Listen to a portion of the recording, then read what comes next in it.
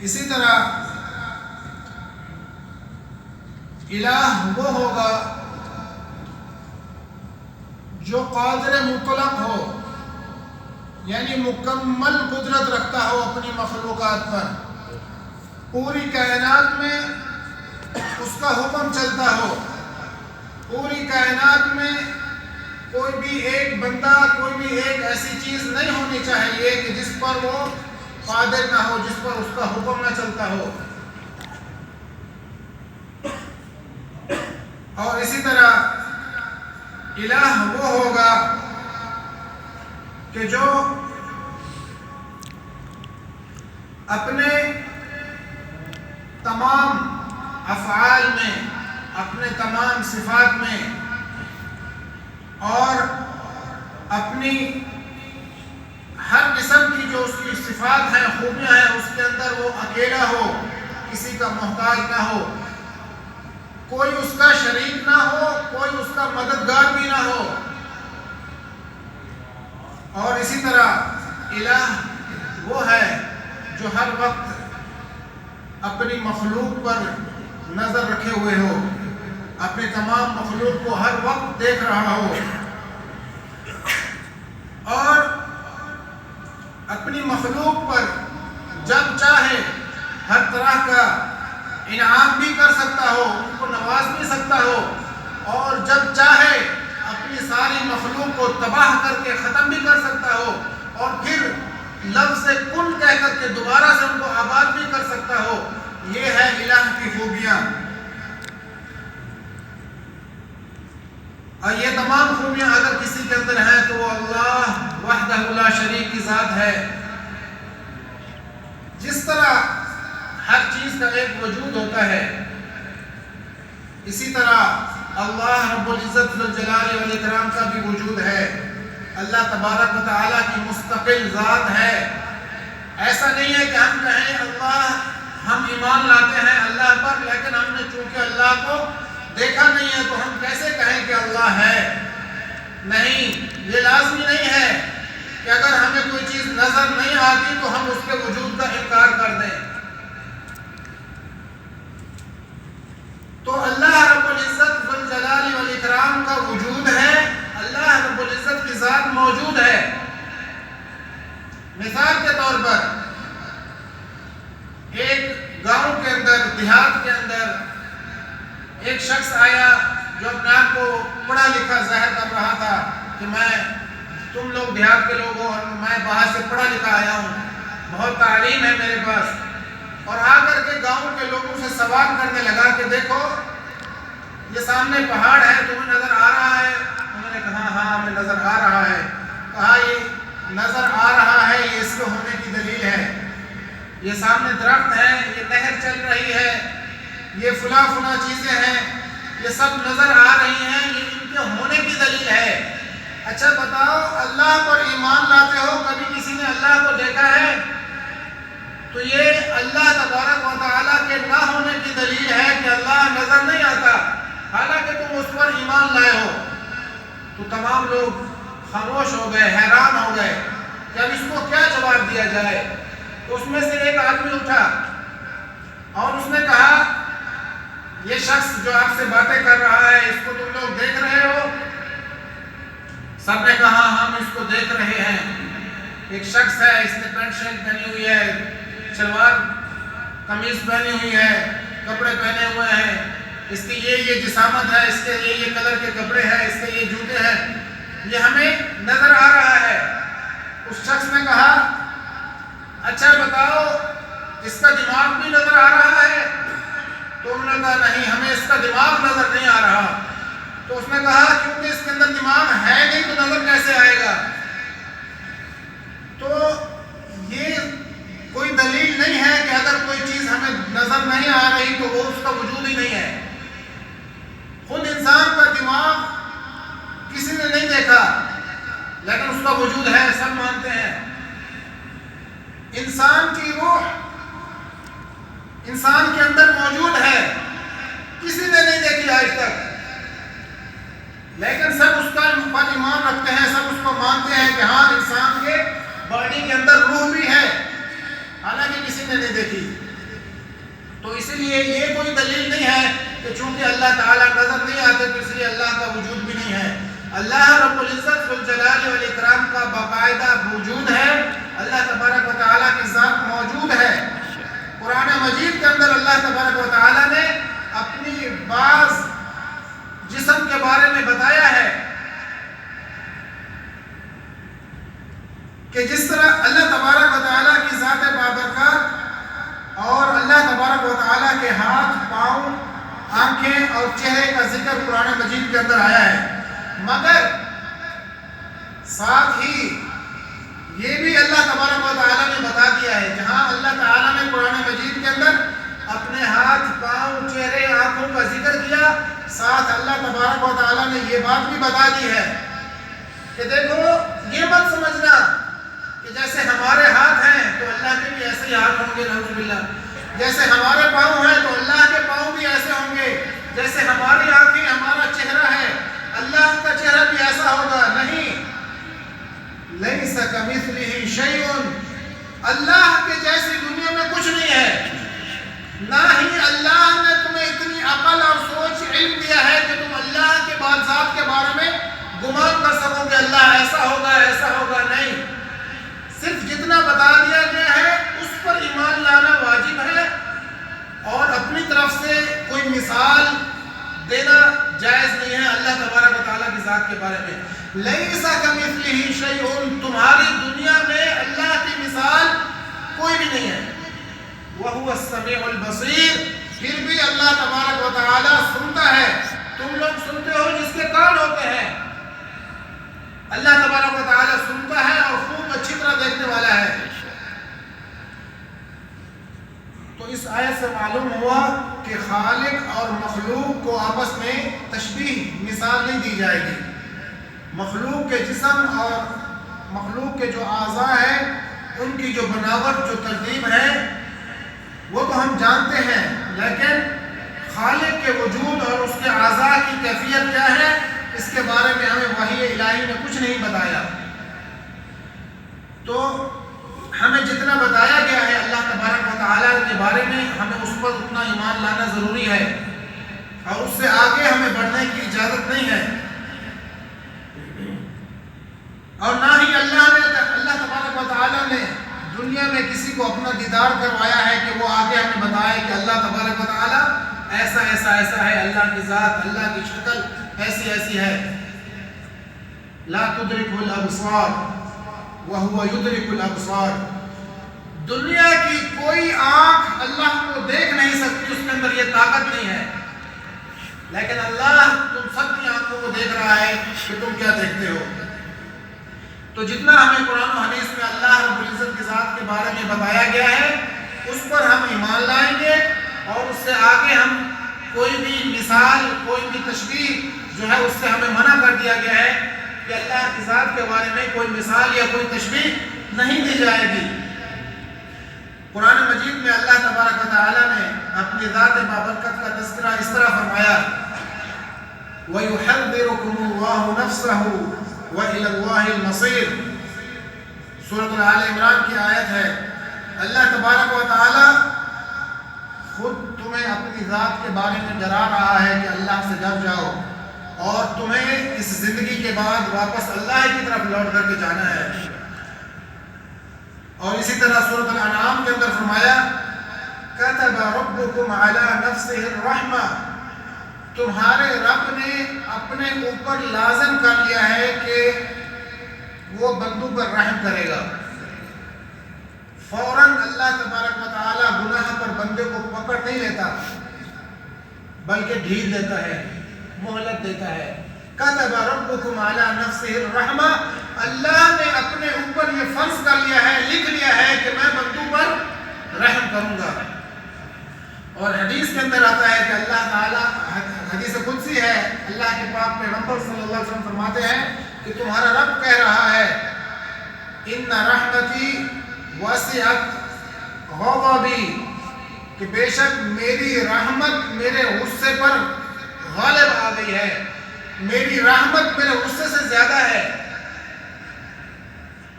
مراد یہ ہے کہ اللہ تعالیٰ کے غصے کے مقابلے میں اللہ کی رحمت زیادہ وسیع ہے۔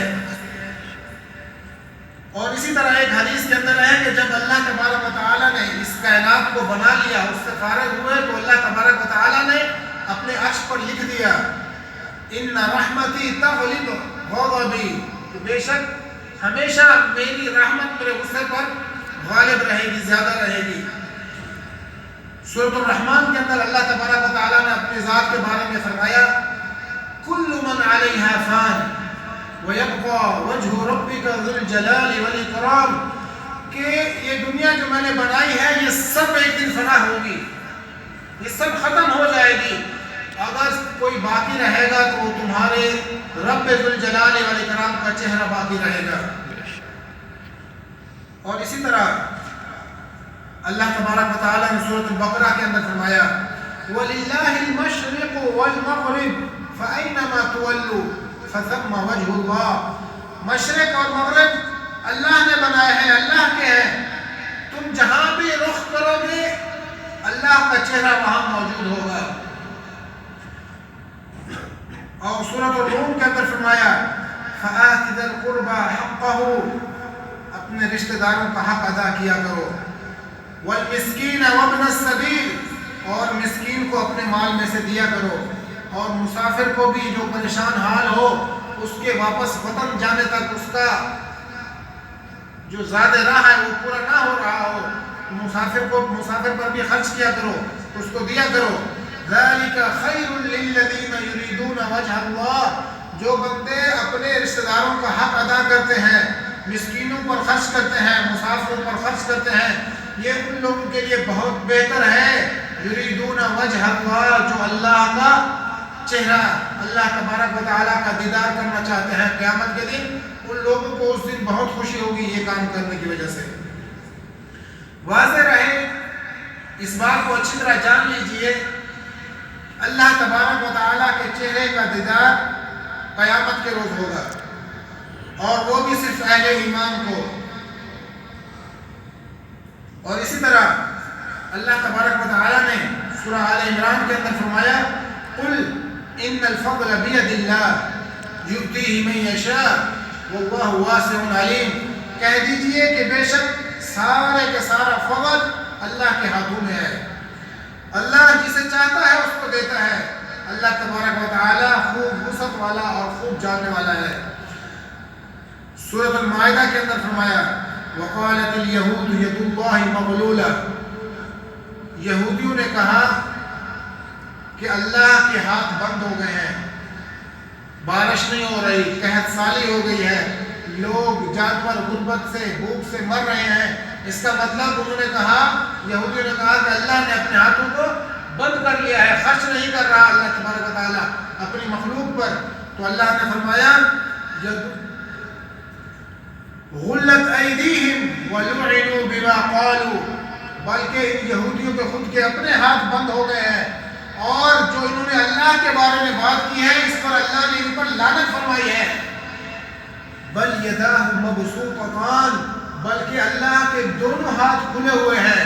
ینفق کیف یشاء، اللہ جس طرح چاہتا ہے خرچ کرتا ہے، جس طرح چاہتا ہے اپنی مخلوق کو دیتا ہے۔ اور اسی طرح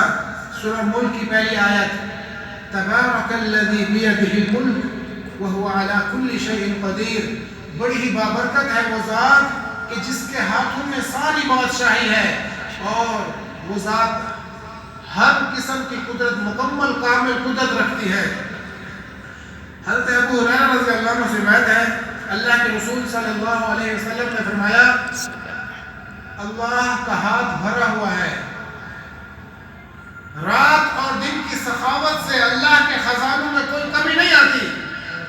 آپ صلی اللہ علیہ وسلم نے مزید فرمایا کیا تمہیں علم ہے کہ جب سے اللہ نے آسمانوں اور زمینوں کو پیدا کیا ہے تب سے اللہ تبارک و تعالیٰ نے جتنا بھی خرچ کیا ہے اس کے خرچ میں کوئی کمی نہیں آئی، جو اللہ کے ہاتھ میں خزانے اور فضل ہے اس کے اندر کوئی کمی نہیں آئی۔ اللہ تبارک و تعالیٰ دن اور رات مسلسل اپنی مخلوق کو دے رہا ہے، خرچ کر رہا ہے، اپنی رحمتوں سے نواز رہا ہے، لیکن اس کے خزانوں میں کوئی کمی واقع نہیں ہوئی۔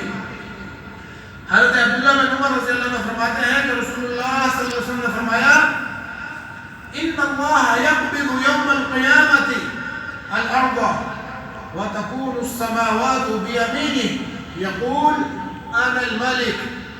قیامت کے دن اللہ تبارک و تعالی اس پوری زمین کو اپنی مٹھی میں اٹھا لے گا اور ساتوں آسمانوں کو اللہ تبارک و تعالی لپیٹ کر کے اپنے دائیں ہاتھ میں اٹھا لیں گے اور فرمائیں گے انا الملک، بادشاہ میں ہوں۔ کہاں ہے دنیا کے بادشاہ؟ پوری کی پوری زمین اور سارے آسمان اللہ نے اپنے ہاتھوں میں لے لیے۔ حضرت عبداللہ بن عمر رضی اللہ عنہ سے روایت ہے کہ ایک یہودی اللہ کے رسول صلی اللہ علیہ وسلم کے پاس آیا اور آ کر کے تعجب سے کہنے لگا کہ آپ کہتے ہو، آپ کی کتاب قرآن مجید کے اندر لکھا ہوا ہے کہ اللہ تبارک و تعالیٰ قیامت کے دن تمام آسمانوں کو ایک انگلی پر اٹھا لے گا اور زمین کو بھی ایک انگلی پر اٹھا لے گا اور تمام پہاڑوں کو ایک انگلی پر اٹھا لے گا اور تمام درختوں کو ایک انگلی پر اٹھا لے گا اور تمام مخلوق کو ایک انگلی پر اٹھا لے گا اور پھر فرمائے گا کہ میں بادشاہ ہوں۔ تو یہودی کو اس بات پر ایمان نہیں آ رہا تھا، یقین نہیں آ رہا تھا، وہ تعجب سے برائے مذاق کہہ رہا تھا کہ تم لوگ اللہ کے بارے میں یہ بات کہتے ہو؟ کیوں؟ کہ اللہ کی ذات کے بارے میں ان کو معرفت نہیں تھی، اللہ تبارک و تعالیٰ کی طاقت اور قوت کے بارے میں اس یہودی کو معلوم نہیں تھا۔ تو اللہ کے نبی صلی اللہ علیہ وسلم نے اس کی بات کو سنا اور مسکرائے اور فرمایا، اس کے سامنے سورۃ الزمر کی آیت تلاوت کی، وَمَا قَدَرُ اللَّهَ حَقَّ قَدْرِهِ، لوگوں تم نے اللہ کی قدر جانی نہیں جتنی اللہ کی قدر جاننی چاہیے تھی، تم اللہ کے بارے میں اتنا جان ہی نہیں پائے کہ اللہ تبارک و تعالیٰ کتنا زبردست طاقتوں والا ہے۔ وَالْأَرْضُ جَمِيعًا قَبْضَتُهُ يَوْمَ الْقِيَامَةِ، ساری کی ساری زمینیں اللہ کی ہتھیلی میں ہوں گی قیامت کے دن۔ وَالسَّمَاوَاتُ مَطْوِيَّاتٌ بِيَمِينِهِ سبحانہ وتعالی عما یشرکون، اور آسمانوں کو لپیٹ کر کے اللہ اپنے دائیں ہاتھ میں اٹھا لیں گے اور بہت ہی پاک ہے اللہ ان تمام شریکوں سے جو تم اللہ کے شریک بناتے ہو۔ تو میرے بھائیوں، اسی طرح سورۃ المومنون کے اندر اللہ تبارک و تعالیٰ نے فرمایا اپنی ذات کے بارے میں، فَأَوْحَيْنَا إِلَيْهِ أَنِ اصْنَعِ الْفُلْكَ بِأَعْيُنِنَا وَوَحْيِنَا، نوح علیہ السلام کو اللہ تبارک و تعالیٰ نے حکم دیا کہ کشتی تیار کرو، بِأَعْيُنِنَا، تم کشتی بناؤ، ہم اپنی آنکھوں سے تمہیں دیکھتے رہیں گے کشتی کیسے بنا رہے ہو، وَوَحْيِنَا، اور ہم اپنی وحی بھیجتے رہیں گے تمہاری طرف، تم کو سمجھاتے رہیں گے کہ کشتی کیسی بنانی ہے، ہم دیکھتے بھی رہیں گے، ہم بتاتے بھی رہیں گے۔ وَاصْنَعِ الْفُلْكَ بِأَعْيُنِنَا وَوَحْيِنَا، سورۃ ہود کے اندر دوبارہ اسی بات کا تذکرہ فرمایا کہ ایک کشتی بناؤ ہماری آنکھوں کے سامنے اور ہماری وحی کے مطابق، وَلَا تُخَاطِبْنِي فِي الَّذِينَ ظَلَمُوا، اور اے نوح جب کشتی بن جائے تو کسی ظالم کے بارے میں مجھ سے سفارش نہیں کرنا کہ اس کو چھوڑ دو، وَلَا تُخَاطِبْنِي فِي الَّذِينَ ظَلَمُوا، ظالموں کے بارے میں مجھ سے بات مت کرنا، إِنَّهُمْ مُغْرَقُونَ، ان کو میں غرق کر دوں گا پانی کے اندر۔ سورۃ الطور کے اندر اللہ تبارک و تعالیٰ نے اپنی آنکھوں کے بارے میں تذکرہ فرمایا، وَاصْبِرْ لِحُكْمِ رَبِّكَ، اے میرے حبیب محمد صلی اللہ علیہ وسلم، آپ کے ساتھ آپ کی قوم، آپ کے علاقہ کے لوگ مشرکین مکہ جو سلوک کر رہے ہیں، وَاصْبِرْ لِحُكْمِ رَبِّكَ، اپنے رب کے حکم پر عمل کرتے ہوئے صبر کرو، بِأَعْيُنِنَا، آپ ہماری آنکھوں کے سامنے ہو، ہم تمہیں بھول نہیں گئے ہیں، آپ ہماری آنکھوں کے سامنے ہو۔ وَسَبِّحْ بِحَمْدِ رَبِّكَ، اس مشکل حالات میں اپنے رب کے نام کی تسبیح بیان کرتے رہو، حِينَ تَقُومُ، جب تم رات کو قیام کے لیے اٹھتے ہو، وَمِنَ اللَّيْلِ، اور رات کو بھی، فَسَبِّحُوا، اس کے نام کی تسبیح بیان کیا کرو، وَإِدْبَارَ النُّجُومِ، اور سحری کے وقت جب ستارے گم ہو رہے ہوتے ہیں واپس چلے جاتے ہیں، اس وقت بھی اپنے رب کے نام کی تسبیح بیان کیا کرو۔ اور سورۃ القمر کے اندر اللہ تبارک و تعالیٰ نے فرمایا، وَحَمَلْنَاهُ عَلَى ذَاتِ أَلْوَاحٍ وَدُسُرٍ، جب نوح علیہ السلام نے کشتی بنا لی تو ہم نے نوح علیہ السلام کو بتایا کہ تمام مخلوق کے ایک ایک جوڑے کو اس کے اندر چڑھا لو، سوار کر لو، اور ہر مومن بندے کو بھی اس کے اوپر سوار کر لو۔ وَحَمَلْنَاهُ عَلَى ذَاتِ أَلْوَاحٍ وَدُسُرٍ، ان تمام مخلوق کو جس کو ہم نے بچانا تھا، اس تختے اور کیلوں کے ساتھ بنی ہوئی کشتی پر ہم نے ان کو سوار کر دیا۔ تجری بِأَعْيُنِنَا، یہ کشتی ہماری آنکھوں کے سامنے پانی پر چل رہی تھی۔ پوری زمین، پہاڑ، ہر چیز پانی کے اندر غرق ہو چکی ہے، زمین پر سوائے پانی کے کچھ نہیں ہے سوائے اس کشتی کے۔ تجری بِأَعْيُنِنَا، اب یہ ایماندار بندوں کو اور جن جانوروں کو اللہ نے بتایا تھا ان کو لے کر کے یہ کشتی، اللہ فرماتے ہیں تجری بِأَعْيُنِنَا، پانی پر ہماری آنکھوں کے سامنے چل رہی تھی۔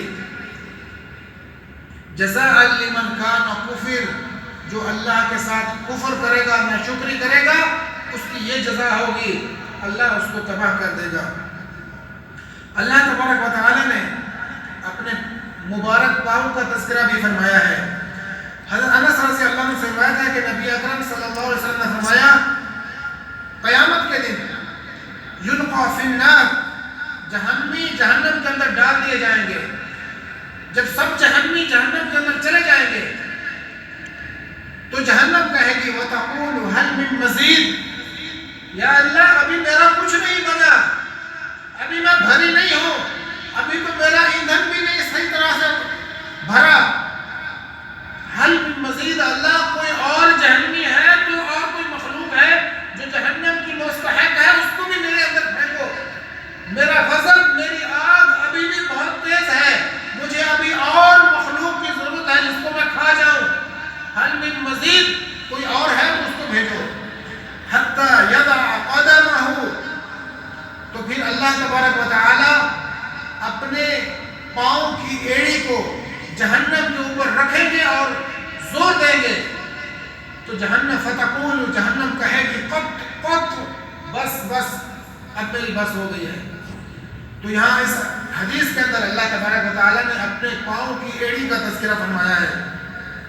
ابو ہریرہ رضی اللہ عنہ سے روایت ہے کہ رسول اللہ صلی اللہ علیہ وسلم نے فرمایا جنت اور دوزخ نے آپس میں بحث کی، باتیں کی۔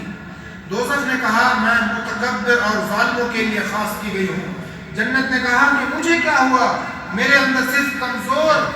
اور کم رتبے والے لوگ داخل ہوں گے۔ اللہ تبارک و تعالیٰ نے جنت سے فرمایا کہ تو میری رحمت ہے، تیرے ذریعے سے میں اپنے بندوں میں سے جس پر چاہوں گا رحم فرماؤں گا۔ اور دوزخ سے کہا، دوزخ سے فرمایا کہ تو عذاب ہے میرا، تیرے ذریعے سے میں اپنے بندوں میں سے جس کو چاہوں گا عذاب دوں گا۔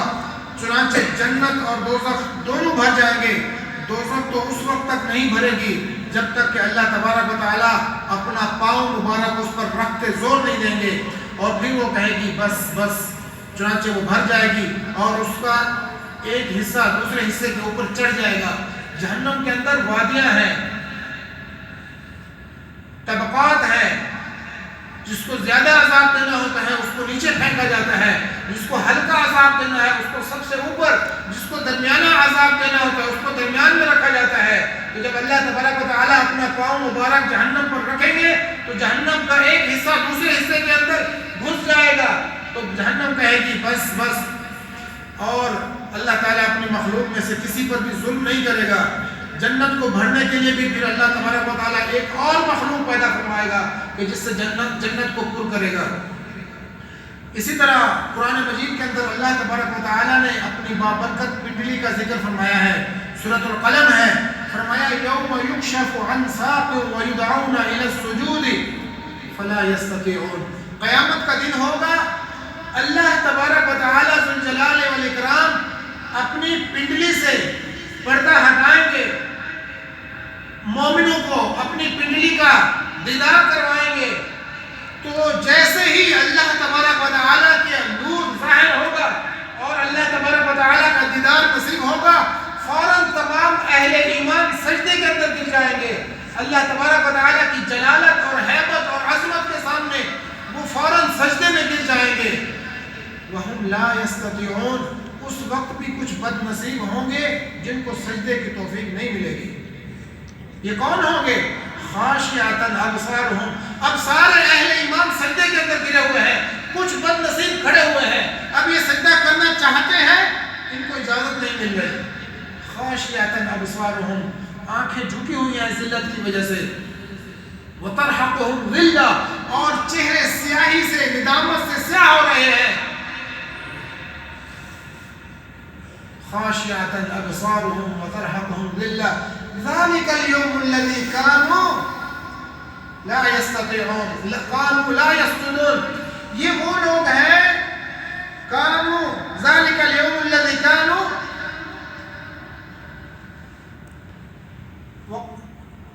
خاشعۃ ابصارہم ترہقہم ذلہ وقد كانوا يدعون الى السجود وهم سالمون، جب یہ صحیح سالم ہوتے تھے ان کو سجدے کے لیے بلایا جاتا تھا، اذان دی جاتی تھی، اس وقت یہ صحیح سالم تھے، ان کے جسم اللہ کو سجدہ کرنے کی طاقت اور قوت رکھتے تھے، ان کو یدعون، ان کو بلایا جاتا تھا، لاؤڈ سپیکر کے اندر بلایا جاتا تھا، وہ ہم سالمون پھر بھی نہیں آتے تھے، صحیح سالم تھے۔ تو اس لیے آج ان کی جزا یہ ہے کہ کرنا چاہتے ہیں لیکن ان کی پشت کو اللہ تختہ بنا دے گا، پشت کو اللہ لکڑی کا تختہ بنا دے گا کہ وہ جھک ہی نہیں سکتی۔ تو اسی طرح ایک حدیث کے اندر ابو سعید خدری رضی اللہ عنہ فرماتے ہیں کہ میں نے سنا اللہ کے رسول صلی اللہ علیہ وسلم فرما رہے تھے، ہمارا پروردگار ہمارا رب اللہ رب العزت ذوالجلال والاکرام قیامت کے دن اپنی پنڈلی مبارک کو کھولے گا، اس وقت تمام مومن مرد اور عورتیں اللہ کے سامنے سجدہ ریز ہو جائیں گی، صرف وہ لوگ باقی رہ جائیں گے جو دنیا میں شہرت اور ناموری کے لیے، دکھاوے کے لیے سجدہ کرتے تھے۔ جب وہ سجدہ کرنا چاہیں گے تو ان کی پیٹھ تختہ بن جائے گی اور سجدہ کے لیے جھکنا ان کے لیے ناممکن ہو جائے گا۔ تو میرے بھائیوں، ان احادیث اور قرآن مجید کے آیات سے اللہ تبارک و تعالیٰ کے وجود کا اس بات ہوتا ہے کہ اللہ تبارک و تعالیٰ کی ذات باقاعدہ مستقل موجود ہے۔ کوئی یہ نہیں کہہ سکتا کہ اللہ تبارک و تعالیٰ نظر نہیں آتا تو اس لیے ہم اس کو کیسے مان لیں، تو یہ ضروری نہیں ہے، بلکہ اللہ تبارک و تعالیٰ نے قرآن مجید کے اندر اپنی جسم کے بارے میں، اپنی ذات کے بارے میں تذکرہ فرمایا ہے، تو جتنا اللہ نے ہمیں بتایا ہے اس پر ہم ایمان رکھتے ہیں، اس کو ہم مانتے ہیں،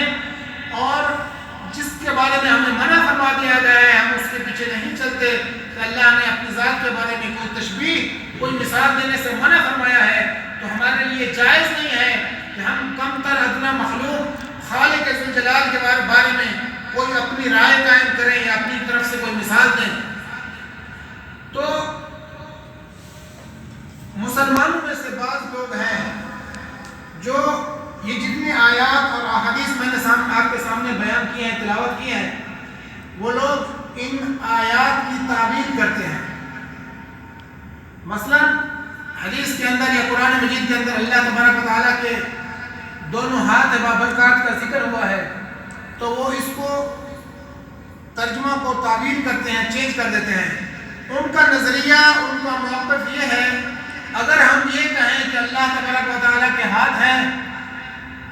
تو انسانی عقل یہ سوچتی ہے کہ پھر وہ ہاتھ کیسے ہوں گے،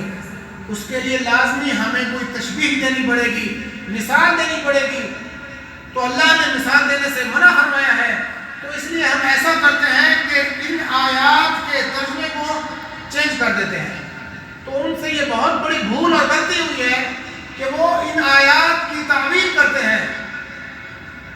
مثال کے طور پر جب بھی ایسی کوئی آیت، ایسی کوئی حدیث آتی ہے جس کے اندر اللہ تبارک و تعالیٰ ذوالجلال والاکرام کے بابرکت ہاتھوں کا تذکرہ ہے، تو وہ اس کو تعبیر کرتے ہیں اللہ تبارک و تعالیٰ کے قبضہ قدرت میں جو چیز ہے، یعنی اللہ تبارک و تعالیٰ نے، ید کا مطلب ہاتھ ہے، اور یدان ہاتھ، دونوں ہاتھوں کو بولتے ہیں، تو وہ اللہ تبارک و تعالیٰ کے لیے ہاتھوں کو نہیں مانتے، وہ کہتے ہیں جو اللہ تبارک و تعالیٰ کے قبضہ قدرت میں ہے۔ صرف اس لیے ان آیات کے ترجمہ کو، معنی کو تبدیل کر دیتے ہیں کہ چونکہ اگر ہم کہیں گے کہ اللہ تبارک و تعالیٰ کے بھی ہاتھ ہیں تو پھر ہمیں کوئی مثال دینی پڑے گی، کوئی تشبیہ دینی پڑے گی، حالانکہ یہ ان کا نظریہ غلط ہے۔ اہل سنت و والجماعت کے عقیدے کے خلاف ہیں۔ اہل سنت والجماعت کا عقیدہ یہ ہے کہ جس طرح اللہ تبارک و تعالیٰ نے اب قرآن مجید کے اندر اور اللہ کے پاک پیغمبر نے احادیث کے اندر اپنی ذات کے بارے میں جن جن چیزوں کا جن جن اعضاء کا نام لے کر کے بتایا ہے، ہم اسی طرح ان پر آمنا و صدقنا ایمان لاتے ہیں، ان کی تصدیق کرتے ہیں۔ لیکن اللہ نے ہمیں اپنی ذات کے بارے میں مثال سے تشبیہ سے منع فرمایا ہے۔ ہم اللہ کی ذات کے بارے میں کوئی مثال کوئی تشبیہ کو ذہن میں ہی نہیں لے کر کے نہ کسی کو کہتے ہیں، لیکن اس پر تعریف کرنا، اس کو تعویل کرنا، یہ اہل سنت والجماعت کا عقیدہ نہیں ہے، یہ گمراہ لوگوں کا عقیدہ ہے۔ اللہ تبارک و تعالیٰ سے دعا ہے جب تک زندہ رہیں علم نافع عمل صالح کی توفیق عطا فرمائے، اور اسی پر ہماری موت آئے، اور جب ہماری موت کا وقت آئے ہماری زبان سے یہ کلمہ جاری ہو، اشہد ان لا الہ الا اللہ وحدہ لا شریک لہ واشہد ان محمدا عبدہ ورسولہ۔